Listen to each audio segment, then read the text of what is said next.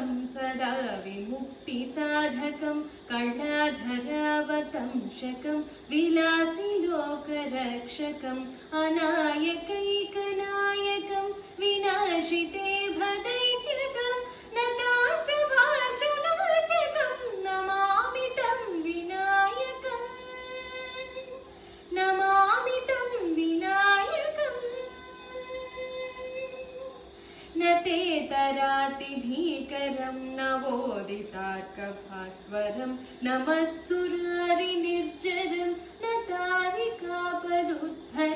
सुरेश्वरं निधीश्वरं गजेश्वरं गणेश्वरं महेश्वरं तमाश्रये परात्परं निरन्तरम्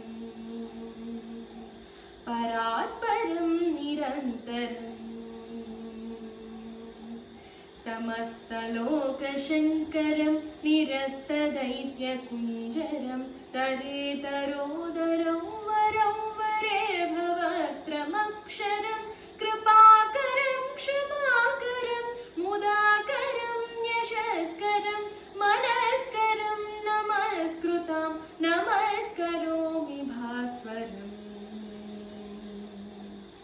नमस्करोमि भास्वरम् अकिञ्चनातिमार्जनं चिरन्तनोक्तिभाजनं पुरारिपूर्वनन्दनं सुरारिगर्वचर्वणं प्रपञ्चनास्य भीषणं धनञ्जयादिभूषणं कपोलदानवारणं भजे पुराणवारणम्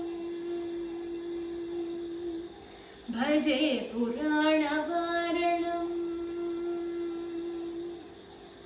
नितान्तकान्तदन्तकान्तिमन्तकान्तकात्मजम् अचिन्त्यरूपमन्तहीनमन्तनायकृन्तनं नितान्तकान्तदन्तकान्तिमन्तकान्तकात्मजम् अचिन्त्यरूपमन्तहीनमन्तनायकृन्तनं हृदन्तरे निरन्तरं वसन्तमेव योगिनां तमेकदन्तमेव